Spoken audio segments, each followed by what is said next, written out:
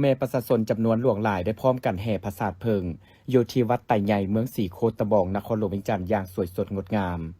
ซึ่งเป็นฮิตของประเพณีที่ได้ปฏิบัติสืบทอดกันมาพร้อมกับบุญนมัสการพระธาตุหลวงเวียงจันทร์ซึ่งพอฮอดมื้อ15 ค่ำเดือน12ของลาวทุกๆปีอยู่ที่วัดไต่ใหญ่ก็จะมีพิธีการแห่พระศาสตร์เพิงเวียนเทียนจุดบั้งไฟบูชาและครบงานด้วยมโหรสพ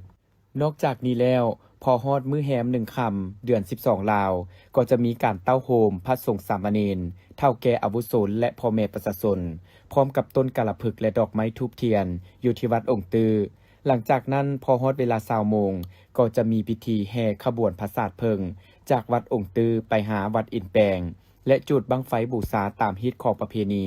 หลังจากนั้นก็แห่พระศาสตร์เพิงจากวัดอินแปลงกลับคืนมาหาวัดองค์ตือพร้อมถวายดอกไม้ธูปเทียนจุดบั้งไฟบูชาครบงานตามฮิตของประเพณีอันเอิ้นว่าบุญพระธาตุหลวงเวียงจันทร์แม่นจบอยู่ที่วัดองค์ตือสำหรับประเพณีนี้แม่นได้สืบทอดปฏิบัติกันมาแต่สมัยพระเจ้าไสยเศรษฐาธิราชเมื่อ400 กว่าปีที่ผ่านมาที่พระองค์ได้นำพาสร้างสาบูรณะวัดดังกล่าวนี้ขึ้นพร้อมกับพระธาตุหลวงเวียงจันทร์จนได้กลายมาเป็นฮิตของประเพณีปฏิบัติสืบทอดกันมาจนเท่าทุกวันการแข่งขันกีฬาตีขีในโอกาสงานบุญนมัสการพระธาตุหลวงเวียงจันทร์ประจำปี2025ได้จัดขึ้นในตอนบ่ายของวันที่5 พฤศจิกายนที่เดินสนามหลวงนครหลวงเวียงจันทร์โดยการเข้าร่วมของทานผู้วงคำสาวของเจ้าของนครหลวงเวียงจันทร์มีบรรดาการนำผักหลัดเฒ่าแก่แนวโฮมแขกถึกเซินพร้อมด้วยมวลชนทั้งภายในและต่างประเทศเข้าร่วมอย่างเป็นขบวนฟุดฟื้นพิธีแห่ลูกขีได้เริ่มต้นขึ้นในเวลา 13:00 น. โดยมีขบวนถุงซาดทุ่งศาสนาขบวนเฒ่าแก่แนวโฮมขบวนเซิ่งต่างๆและขบวนนักกีฬาที่จะลงแข่งขันซึ่งกีฬาตีขีแม้นเป็นประเพณีที่สืบทอดกันมายาวนานถือเป็นกิจกรรมที่หาเบิ่งได้ยากซึ่งได้จัดขึ้นในมื้อบุญท่านหลวงเท่านั้นกงกับมื้อเพลง15 ค่ำเดือน12โดยคนสมัยก่อนมีความเชื่อว่าการตีขีแม่นการเสี่ยงทวยถึงเหตุการณ์บ้านเมืองเพิ่นเว้าว่าถ้าฝ่ายปกครองสนะก็ถวายว่าปีนั้นประชาชนพลเมืองบ่ค่อยอยู่ดีจะถูกพวกขุนนางบังคับข่มเหงแต่ถ้าปีใดพลเมืองสนะปีนั้นประชาชนจะอยู่เย็นเป็นสุขการเล่นกีฬาตีขีนี้เพิ่นจะใช้ไม้งงๆนั่นตีหรือก่อลูกขีไปหาโกนที่เพิ่นกำหนดไว้คือกว้าง3 วาสูง2 วาแต่หากบ่มีตานางคือโกนเตะบานลูกขีรอด้วยค้างผสมเล็กและท้องเป็นรูปมนก่อนจะลงเดินตีขีเพิ่นก็จัดแบ่งคนออกเป็น2 ฝ่ายคือฝ่ายหนึ่งเป็นฝ่ายปกครองและอีกฝ่ายหนึ่งเป็นฝ่ายพลเมืองซึ่งกำหนดเอาฝ่ายละ20หา30 คนซึ่งการตีขีในครั้งนี้โดยรวมแล้วแม่นเต็มไปด้วยบรรยากาศเบิกบานม่วนซื่นรักษาได้วัฒนธรรมฮิตของประเพณีที่เคยสืบทอดปฏิบัติกันมาแต่โบราณกาลอันนี้แม่นข้าพเจ้าชื่อพ่อตู้คำมีวงศ์พระจันทร์ถือว่าเป็นในนามจำของเจ้าไสยเศรษฐาเพื่อเป็นต่างหน้าให้พ่อแม่ประชาชนเบิดเมืองไสยเศรษฐานี่แหละฉะนั้นจึงว่าฮอดช่วงระยะนี้เป็นเดือน12เพลงเป็นพิธีกรรมของกีฬาบูฮานมาแต่ใดว่าซั่นซะแต่พ่อแต่แม่แต่ปู่ย่าตายายพุ่นล่ะอันนี้ซึ่งว่าฮิตเก่าของหลังกับบ่ได้พาบ่ได้ลาฮิตเก่านี้ไปจนถึงปัจจุบันนี้ก็จะได้นำพาเพราะว่าอิงใส่ทั้งการจะทั้งภาคทั้งรัฐเพิ่นชี้นำพาเพิ่นได้เอาใจใส่เพื่อติดตามให้ทั้งพวกเฮานี่เฮ็ดพิธีกรรมกีฬาตีขีนี่จนถึงปัจจุบันนี้ฉะนั้นจึงว่าก่อนสิเฮ็ดกีฬาตีขีนี่เพราะมันก็มีฮิตของมาแต่ใดมาก็ย้อนว่าเพราะว่าแต่ก่อนหั่นละแม่นเพิ่นระบบได้มีทีมใดทีมหนึงแบบว่าสมมุติว่ามันพนักงานนี่100 คนที่ว่าส่วน100 คนที่ถือว่าลงบัดเดียวเพิ่นจะตีบัดเดียวเลยนี่นะบัดเดี๋ยวนี้จึงว่าการจะตั้งพรรคเฮาถ้าว่าลงหลายจังซั่นมันสิเป็นการยุ่งยากฉะนั้นจึงว่าเพิ่นจึงว่ามาแบ่งทีมเฮ็ดเป็น2 ทีมเพื่อให้มันสวยสดงดงามเพื่อให้แขกชาวต่างชาติบ้านต่างเมืองหันเพื่อเห็นว่าโอ้นักกีฬาพื้นบ้านอยู่ในนครหลวงเวียงจันทร์พวกเฮานี้จึงมี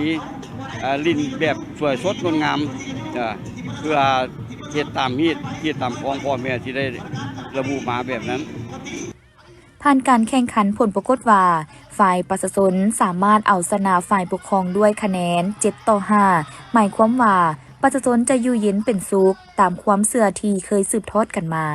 พิธีจัดขึ้นในวันที่ 6 พฤศจิกายน 2025 ที่บ้านหลัก 12 โดยการเป็นประธานของทานคำอธิษฐานห้องหัวหน้าห้องการกสิกรรมและสิ่งแวดล้อมเมืองคำเกิด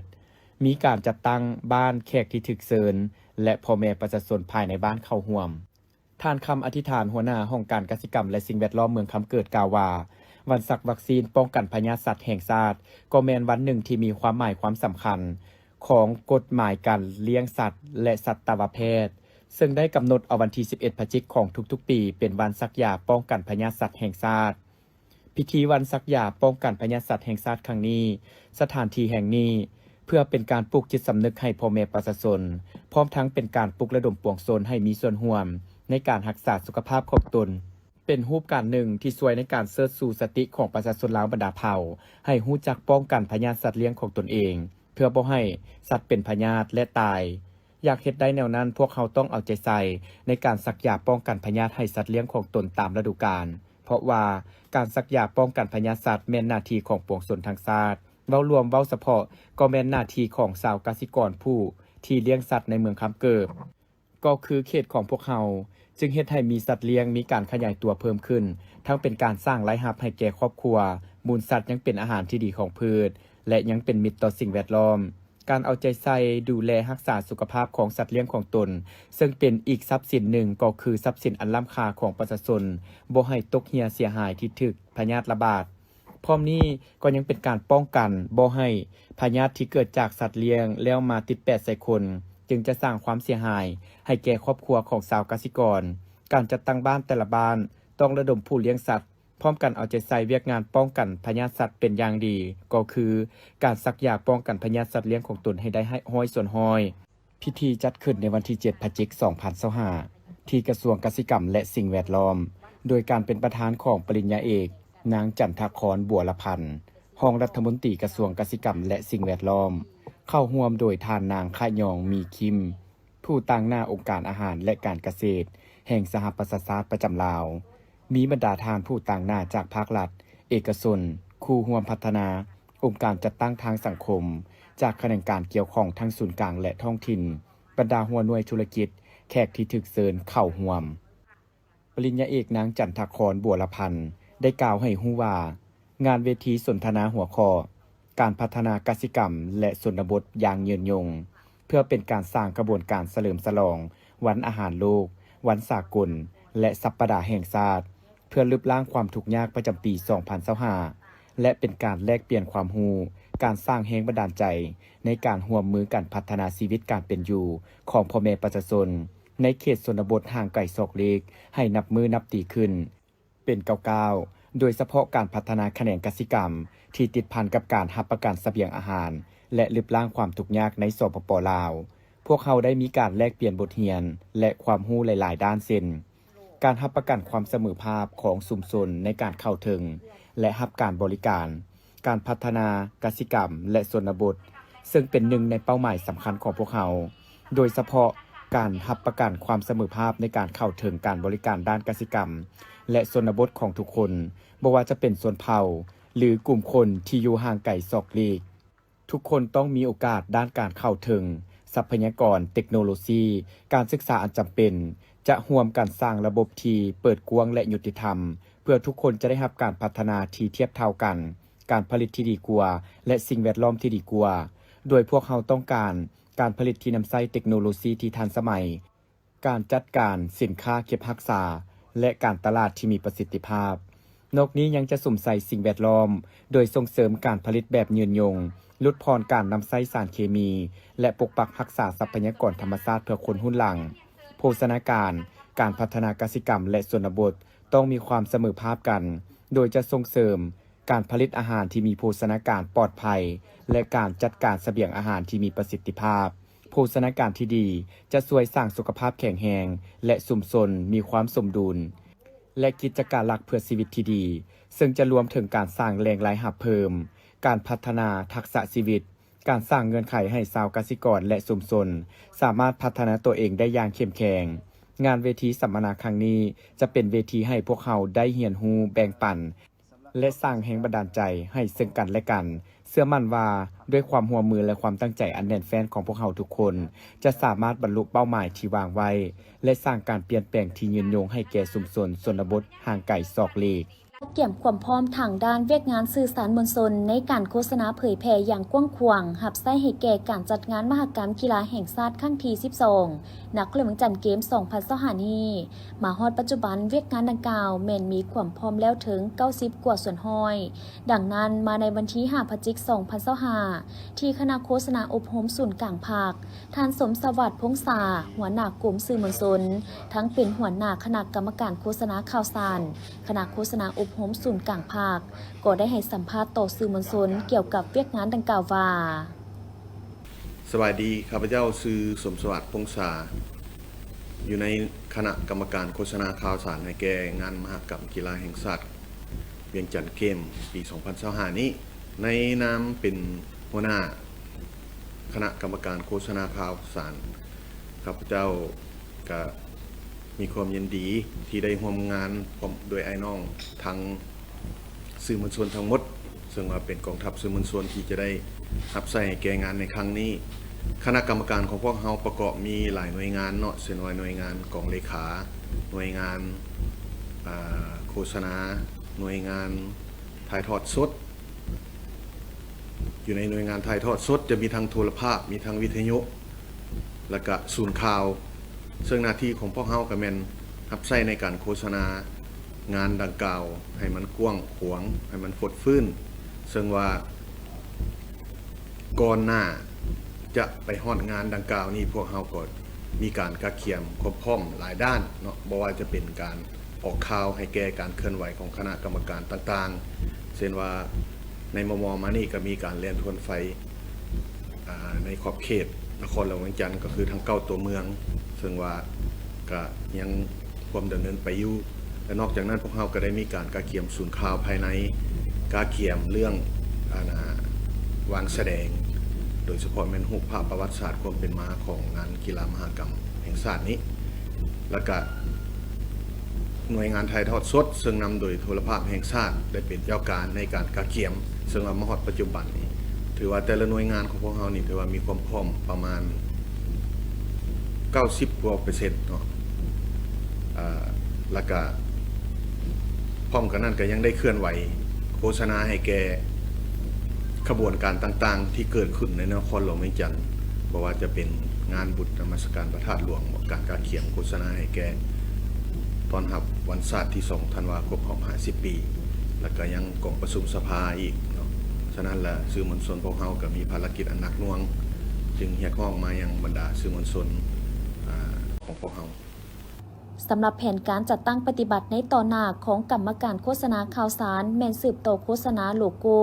สัตว์นำโชคคำขวัญนักกีฬาและอื่นๆที่ติดพันกับการกะเขียมให้แก่งานมหกรรมกีฬาแห่งชาติครั้งที่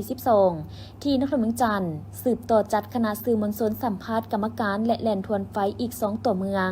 สมทบกับกรรมการเปิดปิดและกรรมการแล่นทวนไฟเพื่อค้นคว้าด้านเนื้อในและรูปการโฆษณาแห่ขบวนอยู่แต่ละเมืองตามการเสนอของกองเลขาสืบโตประสานกับกรรมการกองเลขาและกรรมการเศรษฐกิจระดมทุนในการจัดซื้อจัดจ้างอุปกรณ์ใส่ศูนย์ข่าวและค่าแห่งงานกรรมการโฆษณาให้ได้ก่อนการเปิดงานสืบโตประสานสมทบกับกองเลขาเพื่อเล็งบูรณะห้องแถลงข่าวและห้องศูนย์ข่าวให้ทันติดตั้งอุปกรณ์และอินเทอร์เน็ตใส่สืบโตการออกบัตรหับไซให้แก่กรรมการโฆษณาข่าวสารและนักข่าวทุกท่านให้ได้หับก่อนงานเปิดสำหรับเวียกทีฮีบด่วนหน่วยงานถ่ายทอดสดและหน่วยงานวางแสดงรูปภาพฮีบฮอนผ่านแผนเวียกและแผนงบประมาณนำกรรมการกองเลขาและกรรมการเศรษฐกิจเพื่อนำเสนอหับห้องจากประธานในบุญนมัสการพระธาตุหลวงเวียงจันทร์และงานวางแสดงสินค้าประจำปี2025ในระหว่างวันที่1-5 พฤศจิกายนนี้คณะรับผิดชอบจัดงานได้เปิดโอกาสให้ผู้ประกอบการห้างห้านบริษัทจากบรรดาประเทศเพื่อนมิตรนำเอาสินค้าเข้ามาวางจำหน่ายเป็นต้นบริษัทร่วมทุน NPD จากสสเวียดนามได้นำเอาผลิตภัณฑ์เพื่อสุขภาพและเครื่องปรุงอาหารที่เฮ็ดจากธรรมชาติหลายประเภทมาวางจำหน่ายอยู่เดินสนามหลวงทั้งนี้ก็เพื่อสร้างเงื่อนไขให้คนต่างประเทศก็คือคนเวียดนามที่อาศัยอยู่ลาวและคนลาวได้สัมผัสได้ซื้อได้ซิมสินค้าที่มีคุณภาพของประเทศเวียดนามทั้งเป็นการแลกเปลี่ยนการซื้อขายและฮัดแน่นการร่วมมือด้านการค้าการลงทุนระหว่างผู้ประกอบการจากประเทศเพื่อนมิตรกับผู้ประกอบการลาวตื่มอีกท่านนางเจินทีเวียนประธานสภาคุ้มครองทั้งเป็นผู้อำนวยการใหญ่บริษัทห่วมทุน NPD เวียดนามได้ให้สัมภาษณ์ต่อกับทีมข่าวโทรภาพนครหลวงจันทร์ว่าบริษัทห่วมทุน NPD ได้นำเอาผลิตภัณฑ์เพื่อสุขภาพหลายประเภทมาวางจำหน่ายเพื่อให้คนลาวและคนเวียดนามที่อาศัยอยู่ลาวได้ซื้อได้ซิมอาหารหรือสินค้าที่มีคุณภาพของเวียดนามก็คือของบริษัทเป็นต้นหมากลำไยอบแห้งเก็บจากต้นที่มีอายุ200 ปี3 ปีออกหมากเทื่อหนึ่งสาอบแห้งเครื่องปรุงอาหารสะอิ้วน้ำปลาคะน้อและอื่นๆนอกนั้นยังมีเต็กกะหรือเอิ้นว่าแจ่วบองเวียดนามเป็นผลิตภัณฑ์ที่มีส่วนประกอบจากธรรมชาติเป็นต้นกะลดหัวผักกาดขาวหัวบัวน้ำมันงาและส่วนประกอบอื่นๆบ่มีสารกันบูดขบวนการปรุงแต่งแม่นมีความพิถีพิถันใส่ใจทุกขั้นตอนโดยการปรุงแต่งด้วยมือบ่ใส่เครื่องจักรซึ่งขบวนการปรุงแต่งแม่นจะใช้เวลา20 ชั่วโมงจึงจะได้รสชาติที่แซ่บนัวมีกลิ่นหอมมีความสะดวกเพียงแต่เปิดฝาก็สามารถกินได้เลยบ่ว่าจะกินกับข้าวเจ้าข้าวเหนียวหรือจะกินกับข้าวเปียกข้าวก็เข้ากันดีเป็นอีกทางเลือกหนึ่งสำหรับคนรักษาสุขภาพTôi là tổng giám đốc của công ty MPD Việt Nam và hôm nay là công ty của tôi là sản xuất gia vị thuần tự nhiên, không chất bảo quản, không chất điều vị và không chất phẩm màu, hoàn toàn là bằng nguyên liệu của thổ nhưỡng Việt Nam. ทางทำอิติข้าพเจ้าได้เข้ามาดินแดนลาวและข้าพเจ้าอยากนำแบบอยากเสนอผลิตภัณฑ์ของข้าพเจ้าหุ้นส่วน MPD เวียดนามและข้าพเจ้าอยากเอาผลิตภัณฑ์มาเผยแพร่อยู่ในเมืองลาวเพื่อว่าอยากให้ประชาชนลาวหรือว่าประชาชนเวียดนามที่อาศัยอยู่เมืองลาวนี่ได้นำใช้ผลิตภัณฑ์นี้เพราะว่าผลิตภัณฑ์นี้มันเฮ็ดจากธรรมชาติโดยตรงบ่มีสารเจือปนอย่างเมื่อ เมื่อนี้ข้าพเจ้าได้เอาเครื่องมาเผยแพร่โฆษณาให้ฮู้แม่นผลิตภัณฑ์จากธรรมชาติโดยเฉพาะแม่นสาหรือว่าเครื่องปรุงแต่งที่ว่าเฮ็ดเพื่อเฮ็ดให้สุขภาพเฮาแข็งแรงอยากให้ประชาชนลาวเฮาหมดทุกคนมีสุขภาพแข็งแรงเพราะเฮ็ดผลิตภัณฑ์นี้เฮ็ดจากธรรมชาติโดยตรงสำหรับท่านใดอยากซิมอาหารเพื่อสุขภาพที่มีคุณภาพผ่านมาตรฐานผ่านองค์การอาหารและยาและอื่นๆจากสสเวียดนามสามารถเข้าไปสอบถามและเลือกซื้อได้ที่ห้องขายของบริษัทห่วมทุน NPD เวียดนามได้โดยกงอยู่เดินสนามหลวงภายในงานบุญนมัสการพระธาตุหลวงเวียงจันทร์และงานวางแสดงสินค้าประจำปี2025นี้ท่านนางเจินทีเวียนกล่าวตื่มว่าในอนาคตอันใกล้ๆนี้บริษัทห่วมทุน NPD เวียดนามมีแผนจะเปิดโครงการผู้ต่างหน้าอยู่นครหลวงจันทร์เพื่อนำเอาผลิตภัณฑ์ของบริษัทมาจำหน่ายอยู่สปป.ลาวเพื่อให้คนลาวได้สมไส้และบริโภคจากท่านผู้ชมและพร้อมเดียวกันนี้ทางห้องปรุงแต่งยาพื้นเมืองว่านหรือสีคูณศัพท์ก็ได้นำเอาสินค้ามาเข้าร่วมในงานบุญดังกล่าวอีกด้วยท่านป้าภูวีเจ้าของห้องปรุงแต่งยาพื้นเมืองหวานลือสีคูณศัพท์บ้านโน้นสว่างเมืองเวียงคำแขวงเวียงจันทร์มีความภูมิใจที่ได้นำเอาผลิตภัณฑ์สินค้าของตนมาร่วมวางแสดงและจำหน่ายในงานบุญนมัสการพระธาตุหลวงเวียงจันทร์ประจำปี2025ในระหว่างวันที่1-5 พฤศจิกายนเพื่อให้มวลชนที่เข้ามาเที่ยวชมในงานบุญได้รู้จักกับผลิตภัณฑ์ของคนลาวทั้งเป็นการโฆษณาให้หันมาสวมใส่สินค้าที่คนลาวสั่งขึ้นมาให้นับมือหลายขึ้นซึ่งผลิตภัณฑ์ที่นำมาร่วมวางแสดงและจำหน่ายในงานครั้งนี้มีคือสมุนไพรล้างสารพิษยานวดเส้นยาดมอาหารเสริมเพื่อสุขภาพและอื่นๆซึ่งทุกผลิตภัณฑ์แม้นจำหน่ายในราคาที่ทางห้องปรุงแต่งยาพื้นเมืองผลิตมือนี่ปีนี้ ก็ขอเชิญชวนบรรดาพ่อแม่พี่น้องมาซิมมาเบิงว่าผลิตภัณฑ์ของคนลาวเฮายาพื้นเมืองลาวก็มีหลายอย่างที่ดีเด่นและโดดเด่นเหมือนกับสากลนอกจากซื้อใดที่นี่ข้าพเจ้าขอแนะนำพวกฐานเบอร์โทร55623 952 เบอร์แอป56998749ฐานสามารถสั่งได้ข้าพเจ้าส่ง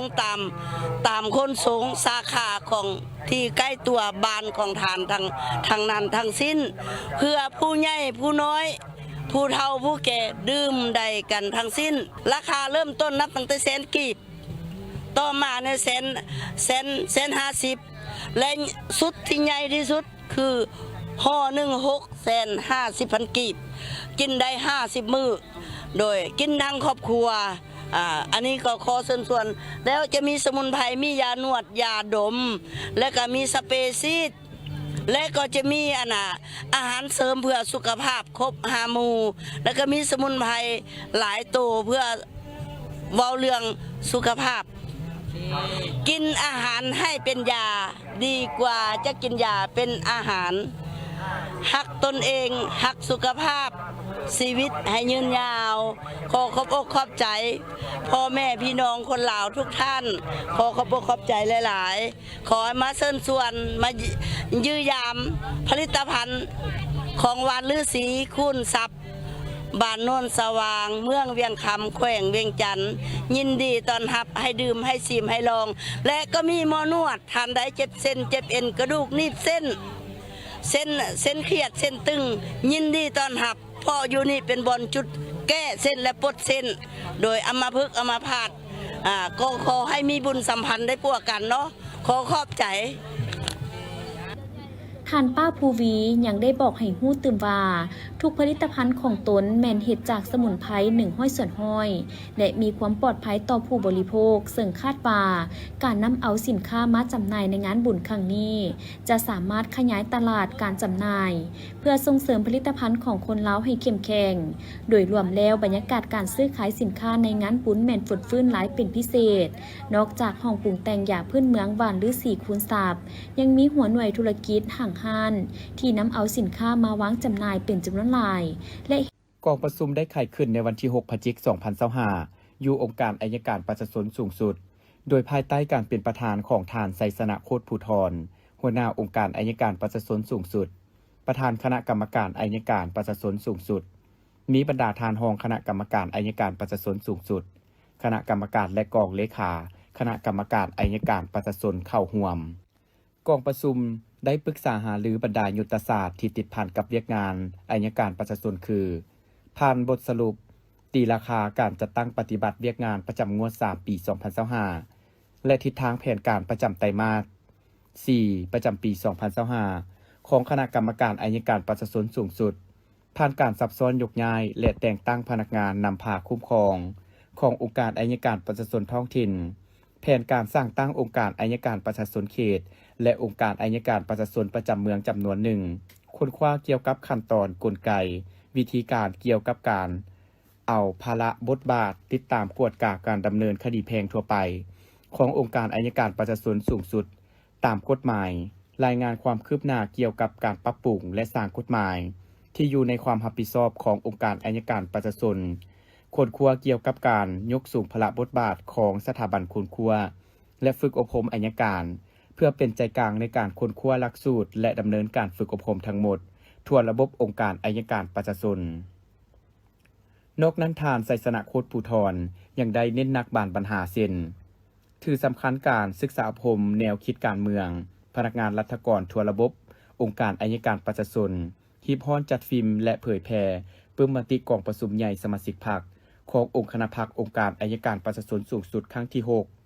ให้ทิศชี้นำเกี่ยวกับการกะเกี่ยมสร้างตั้งองค์การอัยการประชาชนเขตองค์การอัยการประชาชนประจำเมืองและการกะเกี่ยมประกาศการจัดตั้งขององค์การอัยการประชาชนท้องถิ่นจำนวนหนึ่ง การแก้ไขปัญหายาเสพติดในนครหลวงเวียงจันทร์ภายในเดือนกันยายน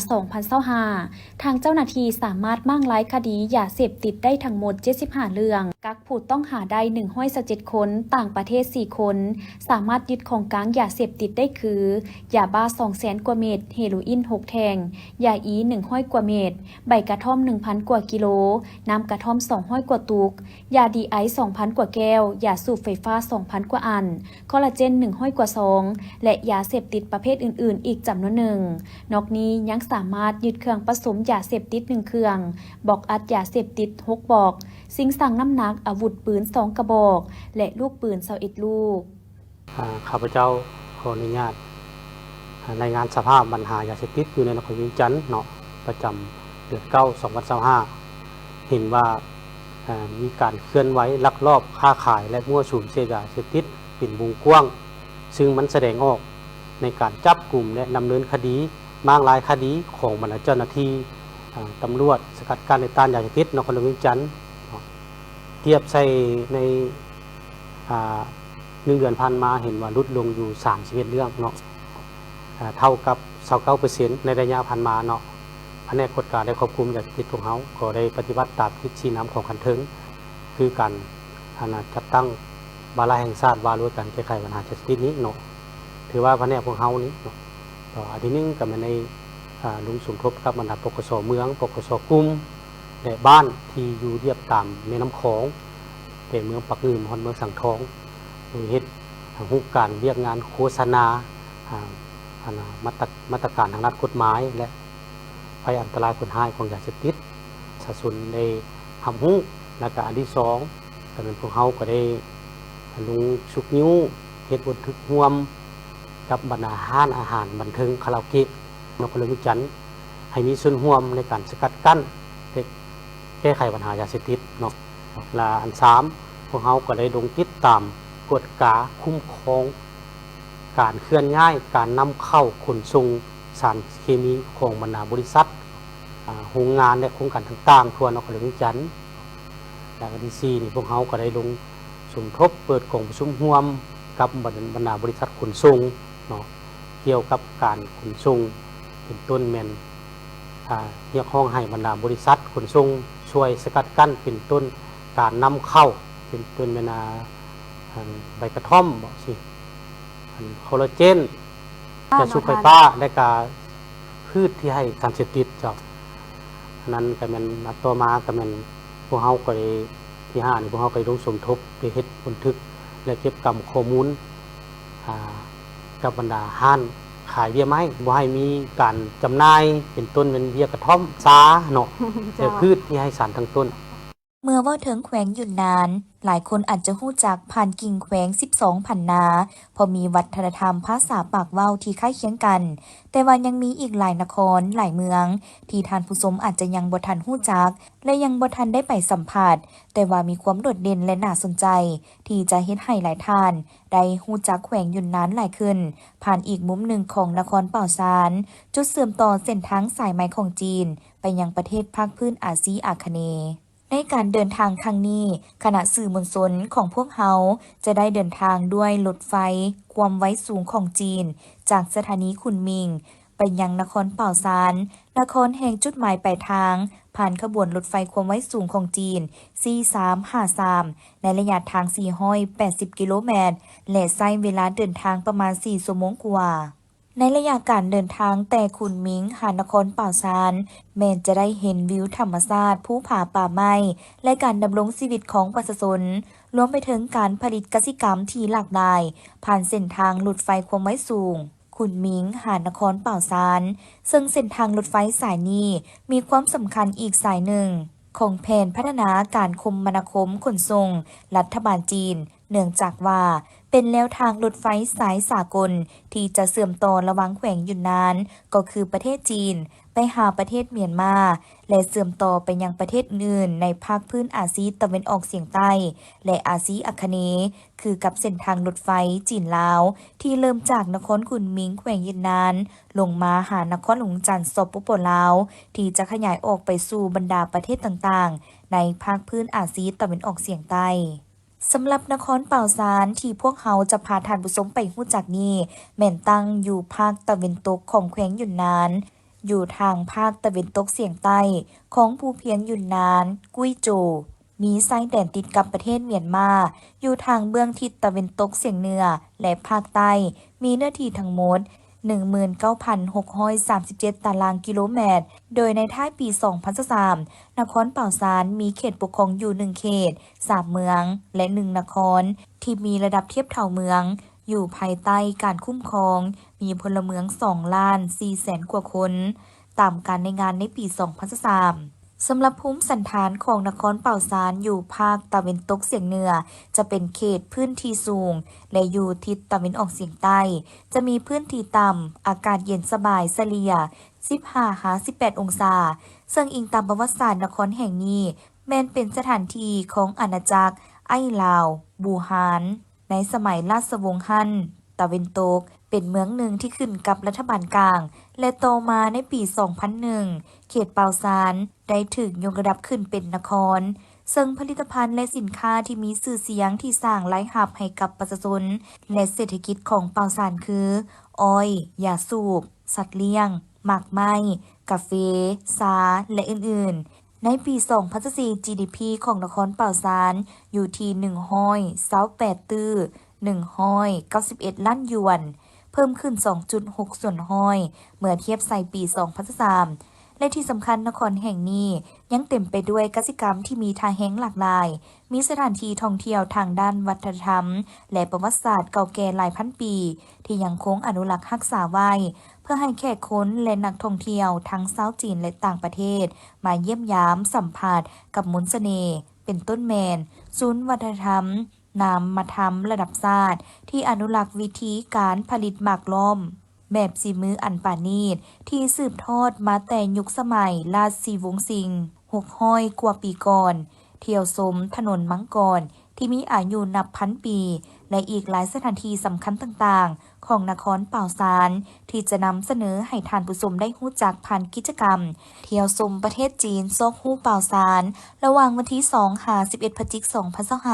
2025 ที่จัดขึ้นโดยแผนกโฆษณาของนครเป่าซานและศูนย์อาซีแอฟริกา วิทยุโทรภาพศูนย์กลางจีนหรือ CMG ที่ได้เชื้อเชิญสื่อมวลชนประเทศลาว เมียนมา และบังกลาเทศมาร่วมกิจกรรม เพื่อถ่ายทำรายการโทรภาพและรายการอื่นๆ ที่แสดงให้เห็นถึงมากผลการพัฒนาในขงเขตต่างๆ ของนครเป่าซานเช่นการพัฒนาด้วยคุณภาพสูง การสร้างสาธารณบทให้เจริญ การบริหารทางด้านชีวภาพ การปรับปรุงชีวิตการเป็นอยู่ของประชาชนและอื่นๆ เพื่อเพิ่มทวีความเข้าใจ ต่อนครเป่าซานของประชาคมโลก พร้อมทางสุขยูการแลกเปลี่ยนวัฒนธรรม และเสริมสร้างไมตรีจิตมิตรภาพ ระหว่างจีนกับประเทศต่างๆ